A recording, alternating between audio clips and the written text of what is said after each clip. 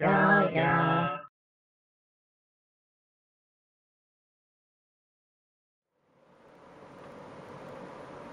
Hello you.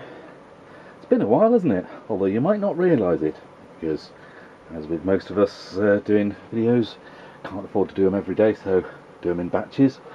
And I haven't really played anything since before I went on holiday, unless you count the arcade videos. Dare I call them videos? They're more atrocities, aren't they, the video quality? I have found my video glasses though since then, so maybe next time I'll actually get some better footage and some audible commentary, and maybe I'll actually be able to play the bloody things. But there we go. Yeah, I thought I'd have a quick catch-up video before getting on with other games, because so much has happened since way back when. Let's put some music on while I'm rattling away. Those Mad Elks Technological Death demo, which I always loved, and Aaron UB40 found a copy and mailed it to me on disc. That was really nice.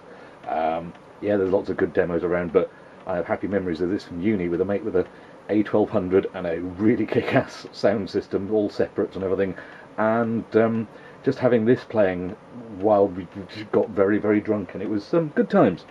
So let's have this in the background, maybe not too loud, while I go through. Well, we're on the Amiga.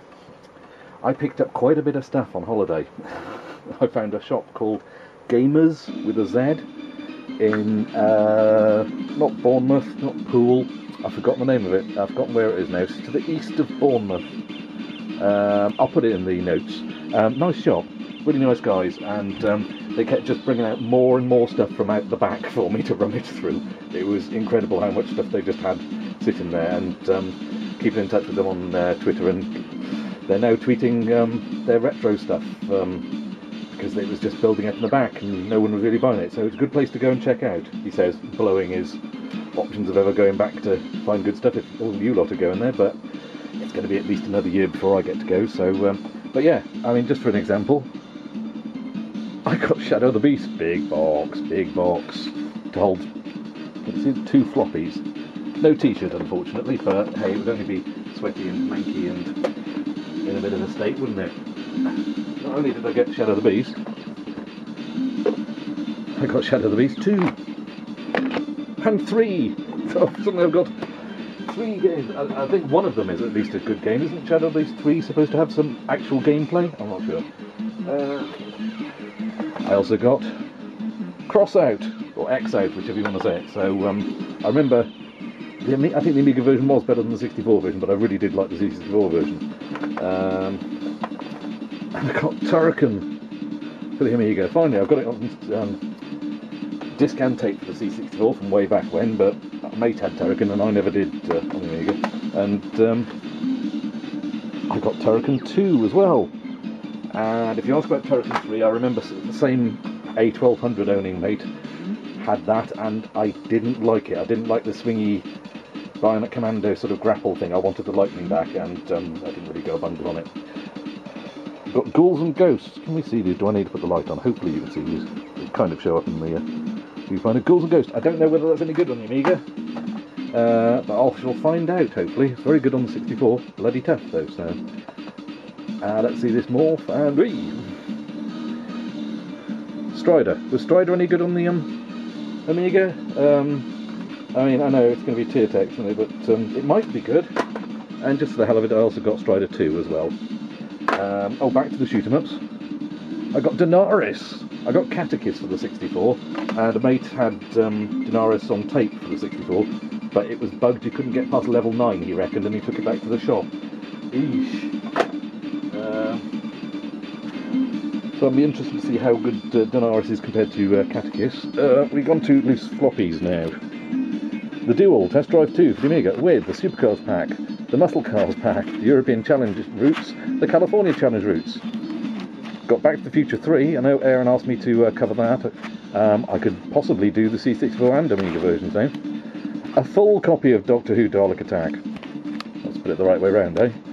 So, no more that demo version that I was playing. R-Type. I've no idea if that's any good on the Amiga. I can't remember. Upside down again. Alien Breed Tower Assault. I've got Alien... What have I got over there? I've got Alien Breed Special Edition 92. So now I've got Tower Assault. I've got Torvak the Warrior by Core. the name sounds familiar, and I vaguely recall, was it really big sprites? Can't remember anything else apart from that. Batman on the Amiga. Everyone wanted that Christmas 1988, 89, was it something like that? It was the one that came free with the A500 pack.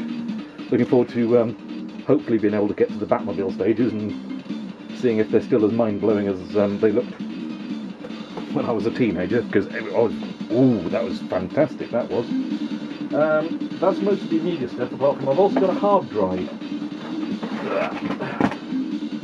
I got one of these big buggers. Fingers crossed it works. Hopefully it'll fit onto my A500 Plus, but that'll involve getting out of the loft, so this is going to be sitting gathering dust for a while until I can get other rooms sorted. More news on that in a bit. Yeah, so hopefully I'll get the A500 plugged into that, and that'll be a whole new world of Amiga stuff for me. But hey, A600 and technological debt is about as good as it gets for me at the moment. On top of Amiga stuff, I also got a few Atari games. Outlaw, Miniature Golf, Decathlon, Tennis, Casino, Laser Gates, Crystal Castles and Combat. Combat! Finally got Combat! Boxed and everything. Do you want to see the covers? Might as well show you the covers, I suppose. Outlaw. No idea about that one. Miniature Golf. I'm sure that's probably much the same as normal golf, but on a smaller TV screen, isn't it? Decathlon. Oh. Dun, dun, dun, dun, dun. Love that. Love that demo. Tennis. One thing I particularly remember about that is me and my mate Dave playing this on the Atari 2600, and then suddenly being absolutely gobsmacked that you could move up and down the court, not just sideways. You're like, oh my god! It was groundbreaking. It was right up there with discovering that your player characters in Quake were solid characters. Solid 3D characters that you could stand on top of and build human pyramids and all sorts of stuff like that. Casino. Special edition in Chrome. That's going to be an interesting one. So I'm not sure how interesting a casino game is when you can't win money and it's with Atari 2600 graphics, but Laser Gates looks fun. Does it say nuts down there? Does look like it. Crystal Castles with Bentley Bear, wasn't it, I believe? Or was it BJ Bear? I think it was Bentley Bear, wasn't it? Yes, Bentley Bear. BJ Bear was an educational thing, I think. And Combat, the classic that we used to go and play in Home Base in Llantrisant, which was a big homeware stores, and they had a smoked glass enclosure for showing off the TVs, and they had all the Atari 2600s in there, and it was filled with kids of the weekend all playing Atari 2600 games. And then there's various other cassettes and things like Lords of Chaos, which I've got for the 64 and loved back in the day, but I didn't have the instructions. I know that doesn't normally bother me, but I wanted to hold off until I'd relearnt vaguely some of the controls, and this one's got the instructions, so I've got the Spectrum and 64 version. Skate or Die, which is supposedly an absolute classic on the 64, but I never saw it anywhere. But this is the Spectrum version, so it'll be interesting to see if that's any good. Oh yeah, I picked up Time Crisis cheap somewhere. I can't. Oh yeah, it was cash generated. And look, the stickers all over. I'll have to soak that off. Scramble Spirits for the Spectrum. Vegan Attack. Had to have that. Not Vogons, not a vague attack, somewhere in between. Stellar Wars for the 64, another Commodore 64 title. We've got Krakatoa. I mean, you can't turn down a cover like that, can you? That's got to be played. Oh yeah, I got another copy of Beam Rider. That's my third format of Beam Rider now. Interested to see if the Specky version's any good. And Terra Molinos, which always I found intriguing as a kid, but again, never had. Another thing, did you know there was a game called Matt Lucas? Nothing to do with Doctor Who Little Britain star, but yeah, Matt Lucas the game. Should be curious. Getting near the end now. Enigma Force unboxed. I think I had... what was the other one? There was Enigma Force and there was a sequel or a prequel. I had one of them, and now I can't find it. So, and some Computer Hits Volume 5, Tape 1. Samurai Warrior, classic game. Morpheus, which I've got on disc up there. Frightmare, I can't remember. Mystery of the Nile and Mega Apocalypse, which I've got on disc. But I'll give that a punt. What else have we got? I also picked up some more puffy case Commodore 64 Classic, shall we say, Harbour Attack, Buffalo Roundup, and then we get ages 6 to 12 Number Chaser, so maybe I'll have to do an edutainment month like LGR does, and Go Racing with Peter O'Sullivan. I cannot wait. So yeah, that's mainly been it. Apart from I've also recently picked up a Megadrive Everdrive and a Snes Everdrive. Oh yeah, and I also got Legend of Mystic Ninja before that, which I've been after for ages and ages and ages. And now hopefully I shan't be needing to spend silly amounts of money on any more Megadrive or SNES cartridges, because I can just use ROMs, although I am having a bit of problem with it. My SNES seems to have died and all sorts of other stuff, so yeah. Oh yeah, and I also picked up a BBC-B as well. Like I said, lots been happening. Oh yeah, where's that gone?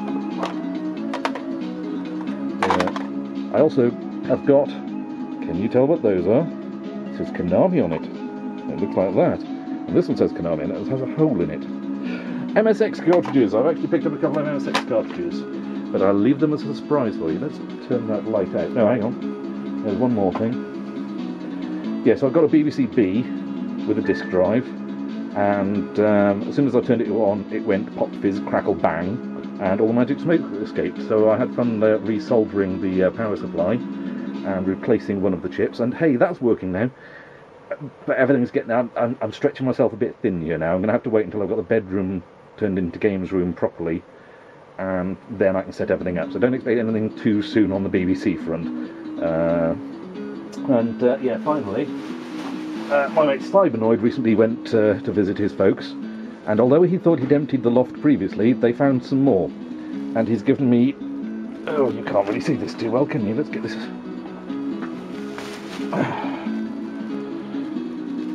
a veritable bin bag full of loose Spectrum games. So, yeah. Whizball and Madballs, I remember, are in there.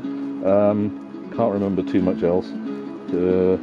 Streaker, okay. And Joe Blade. And so, yeah, a few more to, A, find room for, and B, find a time to play. Put those down there. Yeah, so I think that's up to date on games. Oh yeah, I also got another zip stick and a cruiser. I went through so many of those as a kid until I got the zip stick, which lasted me until the 64 entered the loft. I went through about 3 or 4 of those pastel cruisers before realising it was a false economy, saving myself the couple of quid, because they were slightly cheaper than the zip stick if I was breaking them that much. Everyone else raves about them, but I'll give this one a go and see how it lasts. On the games front, I think that's it. So if games is all you're interested in, you can click stop now and move on to a gameplay video. On the health front has been interesting, because I did go through various eye tests, because doctor thought maybe it was to do with my eyes, and I came up completely clean in the ophthalmology department in the hospital, after they put stuff in my eyes to dilate my pupils. Excuse me, quick drink. Which meant I could barely see afterwards, so that was fun. So they thought migraines and other things were to do with my eyes, so doctor sent me to the hospital for that, and that came up clean, so they put me in for a CT scan of my head. So like, okay, wait for that to come, just put up with it in the meantime. After holiday, however, a couple of weeks ago, I noticed in my left eye I was seeing sort of, like when you look at a light bulb and there's an after image there. Let's talking of light bulbs, let's save some battery power. And it's just permanently there all the time. When I moved my eye, it moved with my eye. It wasn't like floaters in my eye or anything. So booked an appointment at Specsavers, and he basically said, yeah, you've hemorrhaged some arteries in the back of your eye. Like, oh, that sounds fun. It might go away, it might heal, or your brain might sort of ignore it like a perception filter. But I recommend you go to see your GP as soon as you can, and not in 3 weeks' time, as soon as you can, to get blood pressure test, because it's probably high blood pressure or hypertension. Like, me? Hypertension? Me? Stressed? Surely not. So I went and got an emergency appointment at the GP's that day, luckily, and yeah, my blood pressure registered at 173 over 125 with a resting pulse rate of 88, which is basically top of the high school table. I was off the chart. The doctor was looking at me like I was a champagne bottle ready to pop. Immediately put me on some blood pressure tablets, and since then I've had about one headache a week. I mean, it's been a week since I started on them. I've only had one headache, and that was yesterday when I was doing loads of stuff and taking things to the tip, and I was busy. So hopefully we found the cause of why I've been having these crippling headaches all the time. And it's to do with high blood pressure. Oh, and also cholesterol is not good for me, so I've got to stop having butter and things like that. So yeah, I'm trying not to think about the fact my dad had a heart attack in his 50s and his brother also had a heart attack and died pretty soon. So I'm putting that to the back of my mind and focusing on tasks in hand like going to work, looking after Jules and getting that games room sorted. So that hopefully, yeah, I can get all this stuff set up and I can show you all these wonderful goodies and I can have fun sitting down and playing stuff. Because it's all a bit cramped here now, especially with I've got a tower of a BBC, an MSX, a Commodore 64, an Amiga and a Spectrum all sort of stacked in steps up on my desk. It's a bit precarious, so it'd be nice to be able to spread out a bit. So yeah, Jules has been doing okay, apart from when she was on holiday she slipped and twisted her ankle. Or we thought she twisted her ankle. The doctor came to see us a few weeks ago and said, you might have broken it actually, so we had to go to the hospital and have that scanned. So yeah, she's been in the wars on that front, but otherwise okay, and like I said, headaches seem to be subsiding, hopefully, touch wood. So, time to play some games, I think. I've been prattling on for far too long there. Thank you for listening. Let's get on with it, eh? Hope you enjoyed listening. Catch you on the next one as a gameplay video. Ta-ta!